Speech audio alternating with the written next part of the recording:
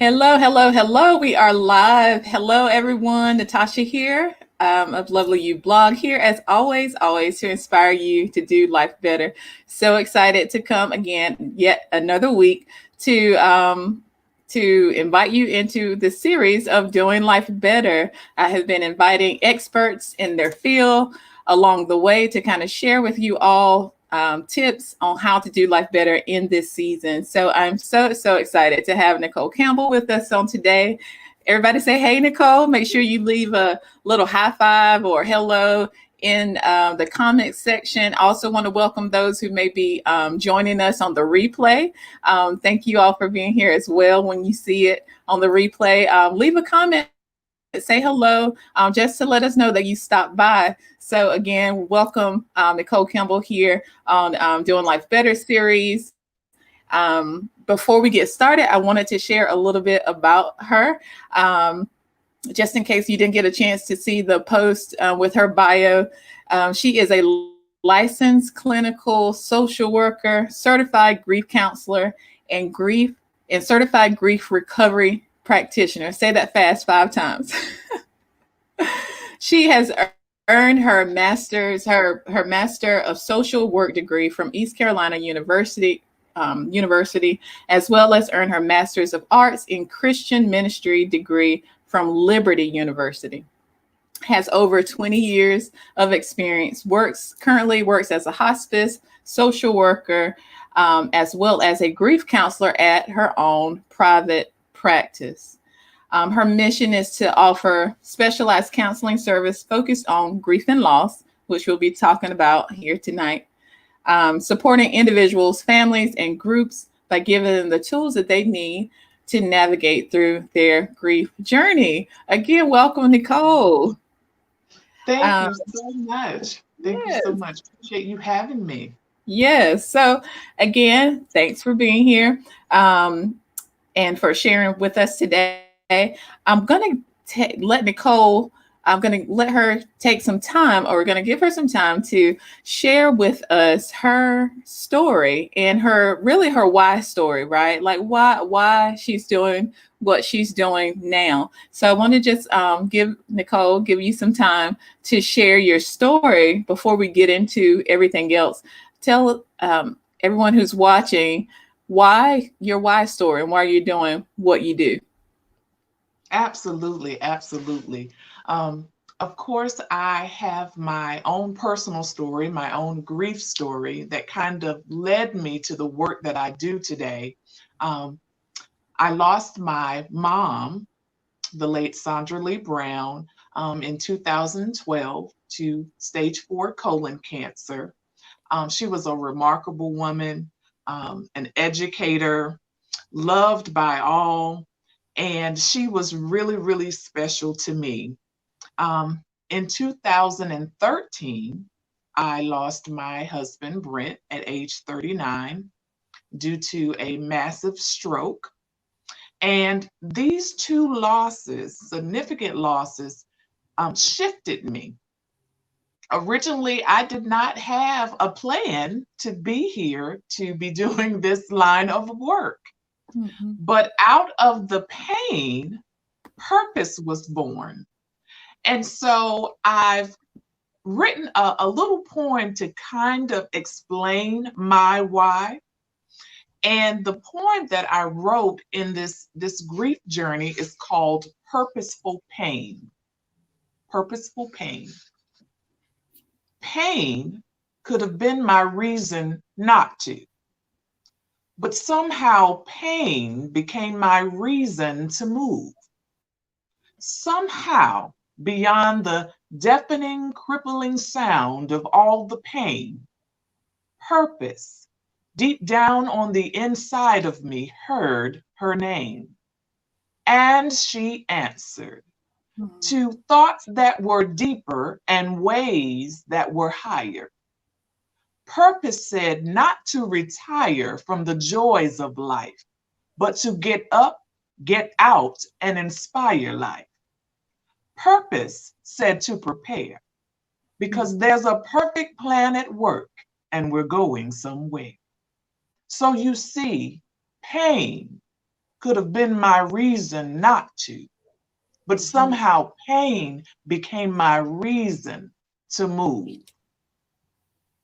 And so that is just a little bit about my grief story and how pain and purpose collided to produce what you see here now and to produce this work that I'm doing now.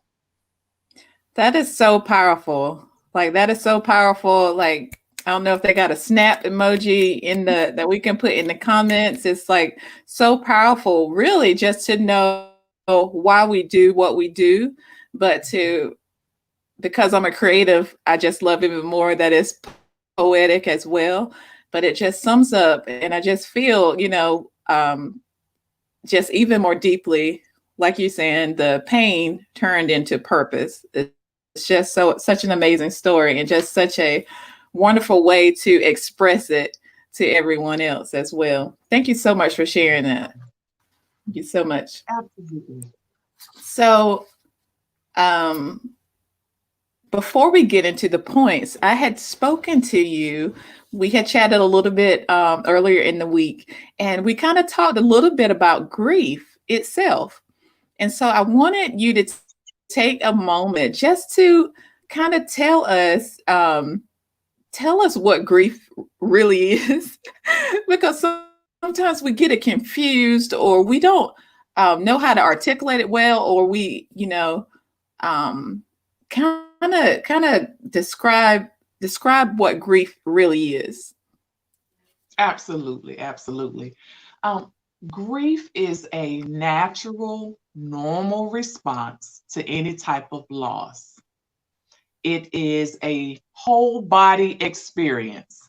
It can Hmm. impact us mentally, socially, spiritually, physically. Our whole body experiences grief.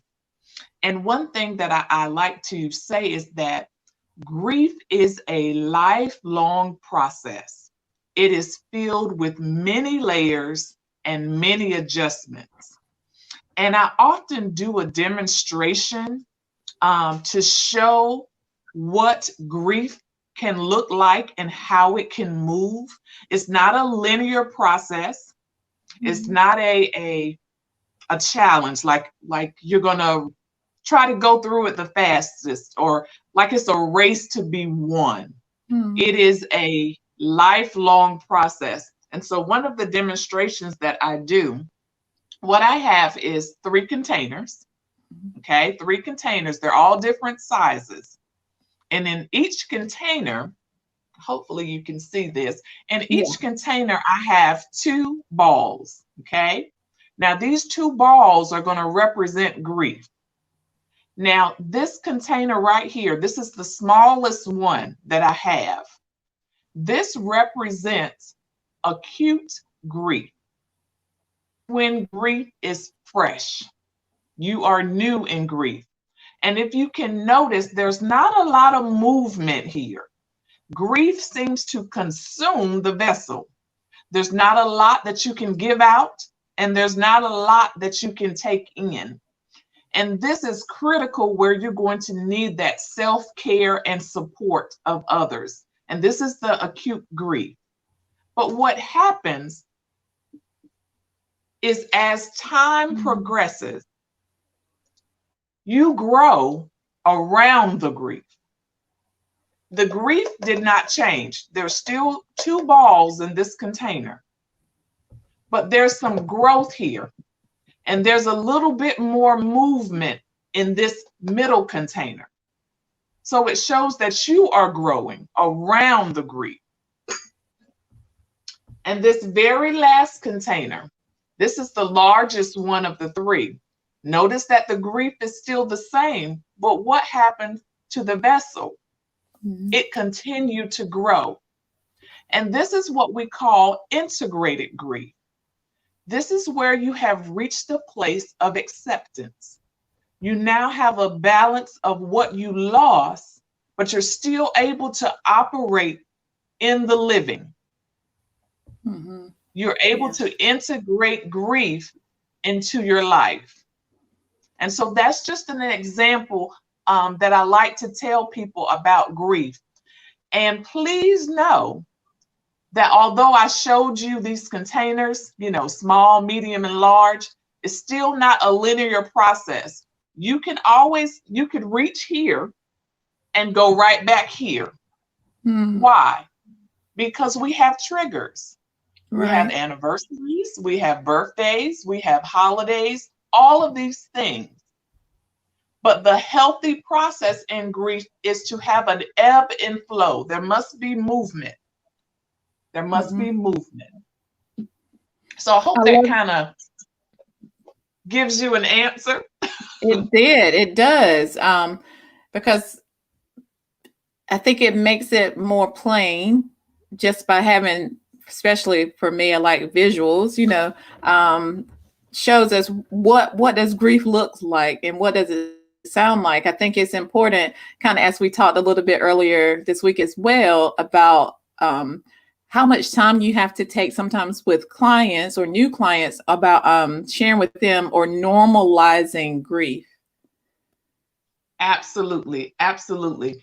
Because grief, those grief reactions, it can make you feel like that you are losing it, that you are going crazy with the intense emotions, Hmm. whether it's, crying, loss of appetites, and we carry grief physically. Sometimes we can feel it in our chest, have headaches, stomach aches, all of those things. Um, and people just need to be reassured that those are normal reactions to grief.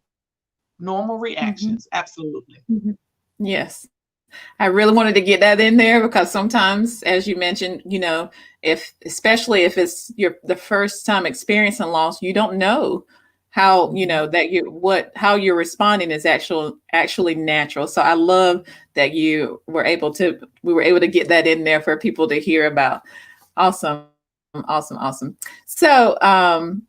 So now let's kind of move into these tips because they are so amazing. I'm so excited for you to share these with everybody. They're so good, y'all. So we're going to move into these, and these are ways that we can do life better as it relates to grief ahead of the holiday season or during this season, this crazy season that we're in. Go ahead and share your first point or your first tip with us. So, my very first tip as we enter this holiday season is to check your emotional budget. Oftentimes, when we prepare for the holidays, we are preparing our financial budget. We're trying to decide what can we spend, what can we afford. It's the same process with your emotions. There are some things that are going to be too expensive to endure. There are going to be some things that you cannot afford. And you'll have to make that decision that I don't have enough in my account emotionally to handle some of the things that you may have handled before, especially as a griever. And Mhm. so check that emotional budget. If it's low, if your account is low, then you have to ensure that you make deposits. And that leads me into, oh, go ahead, Tasha. I didn't know if you were going to say Yeah. something. So what does that look like? Just say I don't know. I'm invited. Well, now things are different, a little bit different now, but someone invites me to somewhere for the holidays. What does that look like for me to check my emotional budget? What it looks like is you get the invitation and you have to wonder or ask yourself emotionally, does that fit for me? Hmm. Is it too expensive for me to attend this particular event? Will it Hmm. take from me? That's good. Will it impact my well being? In other words, it's too costly. And it's okay to say no. No is a complete sentence. You can preserve your peace, you can preserve your strength, your joy. That is part of taking care of yourself. So, Hmm. absolutely give yourself permission to say no and be kind to yourself. Be gentle with yourself, especially now. Hmm. Hmm. Yes, I love that. So checking our emotional budget. Now go ahead and move to number two. Number two, while we're in the mode of checking, we want to make sure that we have a good support circle. We need to make sure that there are good people around you, especially during this time when you're vulnerable. So I like to say, check the ID of your support circle. Check the ID. And what I mean by that is there are some people who are going to be seasonal in your life, and there are going to be some people who walk with you many seasons. Mm-hmm. But you have to check the ID, much like the driver's license. The driver's license is only good for a certain number of years, and then they expire. If you do not renew them, then they're no longer valid. Mm-hmm. And so when you check the people who are walking closest to you, check to see if they are walking with you and if they're aligned with where you are. Because one thing about grief, it changes you. Yes. It changes you. You are not the same once you enter this world of grief and loss. And some people will be there to bear witness to your change, and some people will not. But check the ID. Check the ID just to make sure that it's valid and it hadn't expired. I absolutely love this tip because it's so important. Just I don't want to say in general, but in general, having the support or just your circle, like checking who's in your circle and are they, part of your purpose, as we were kind of talking about earlier. But even more in this season, as you're mentioning, and as it relates to a griever or someone who is going or on their grief journey. Her second point is check ID. I love it so much. And so what do you have for your third point? So the third point, this not only applies to grievers, but to all of us, particularly this year, is I want you to look at and review your rituals and traditions this year. Yeah. We are all having to rethink, to reevaluate our traditions this year. Because of COVID, we're not able to gather in large groups.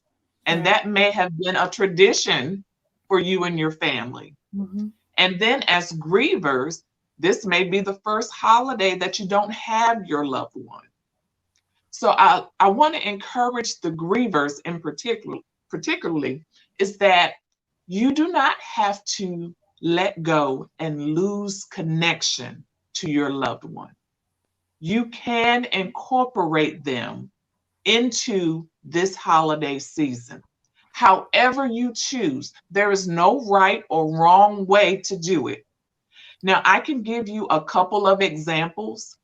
We have Thanksgiving coming up in a couple of weeks.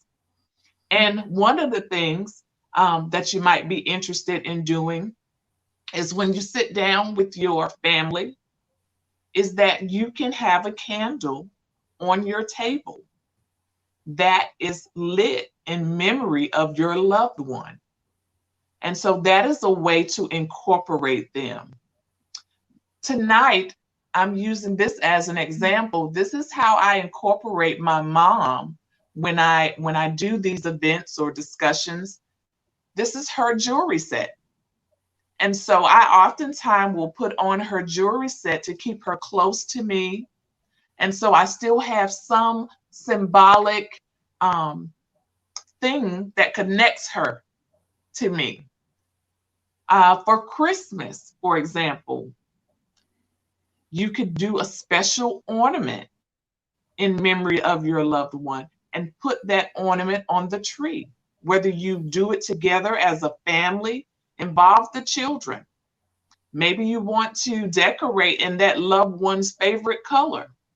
There Mm-hmm. are all sorts of ways where you can keep that connection and have those special moments with your loved ones, even though that they are not here, physically here. In the Mm-hmm. grief world, we use the term relocated. They went from the physical into the other realm. So they have been relocated. Mhm. Absolutely. I love this so much. So rituals and traditions, and just in Yes. I love the fact, like you said, you don't have to lose that connection just because they're not here with us. I think that's so important. And I guess something that I haven't really thought about in that sense. So I really love this point as well. And just as you said, having your mom's jewelry set when you're doing these type of events, and um, just it makes you feel closer, like you have a part of her. So I love that so much. So we've talked about again having our emotional budget, as well as checking for ID, and making a plan as relates to, especially with the holidays coming up, having a plan that includes your rituals and your traditions. And so, what do you have for us next? Um, Again, with those traditions, I wanted to say one of the Yeah. things that I had mentioned to my family is maybe we can do cooking over Zoom, because there are some meals that, Auntie could do the best, or um, maybe, you had another relative that was good with another particular dish, but using Zoom where you Hmm. can maybe cook together, using Zoom to have dinner or dessert together, maybe playing games after dinner. You all get together on Zoom, Hmm. but that's just some of the ways that we have to be creative. So I just Hmm. wanted to throw that out as well. I'm To glad you throw threw that. that out. Look, every time I get on these, what's been happening week after week, I'm like, I'm trying to take notes and I forget. So this is being recorded so everybody can look at it again, as I know I will, because these are just so many great nuggets. These are great ideas. I love our family. We do we have a family group chat, and so it's really cool. We get up there and it's hilarious. So this Zoom cooking together, this is such a great idea. Or just playing games, like after we would traditionally eat Thanksgiving meal or lunch. So these are just spot on. So I'm glad that you put that in there for us to take that down. Okay, what is your next thing that you'd like to share with us? I just want to just have just a word of encouragement, just to know that this journey of grief and loss, it is not easy. Mhm. But when you have the support system in place, when you can plug into resources, when you can link up with other grievers, it can be so beneficial and so helpful to you. And I want you to know that all losses are valid. Mhm. A lot of times when we think of grief and loss, we think of just death, but it's not. Right here this year, it has been many losses. There's been employment, Mhm. there's been a loss of safety, a loss of trust. Doesn't have to Mhm. be tangible. That's good. And I just want you to know that all losses are valid, all losses are to be honored,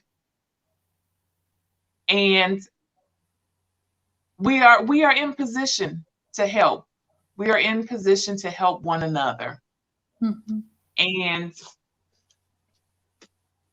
one thing, and I don't know if we have the slide, Mhm. but I wanted to remind grievers who may be watching right now, is that you do have some rights. I'm gonna You do bring have that up. some rights. And I actually have what I call a mourner's bill of rights. Yes, yes. So you could use this, especially in decision making. Um, some of the rights that are listed here, and I'll just do a couple. I Okay. have the right to experience my own unique grief in my own unique way.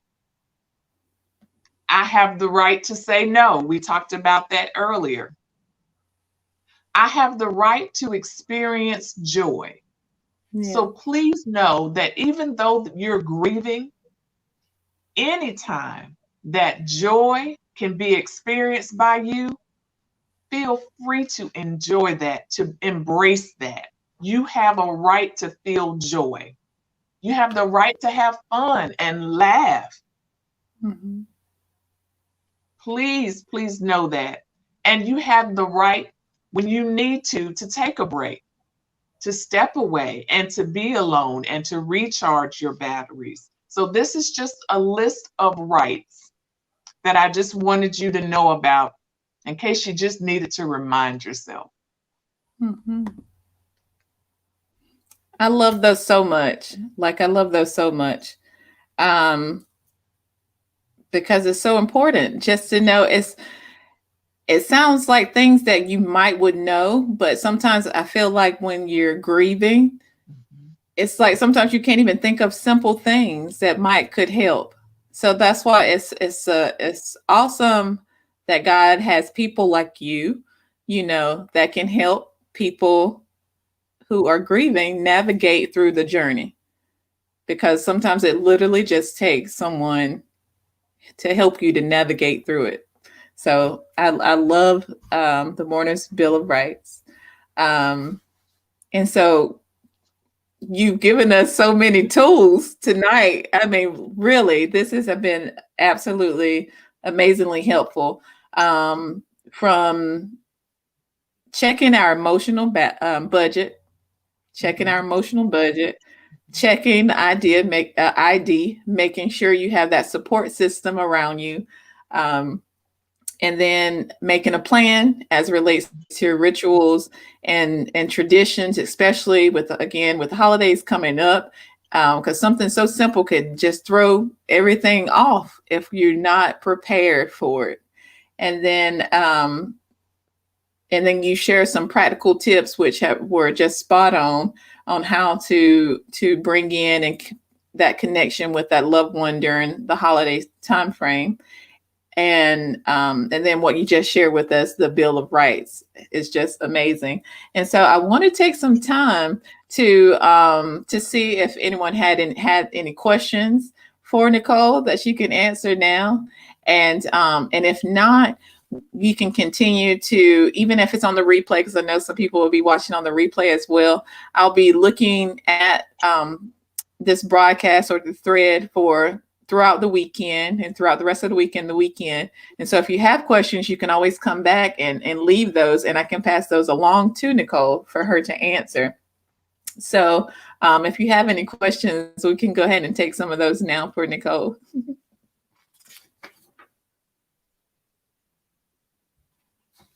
But I have thoroughly enjoyed this time with you.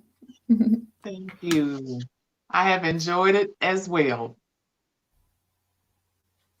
Yeah, we have Gina Pridgeon says, thanks for all of your support, Nicole. Love you. So we have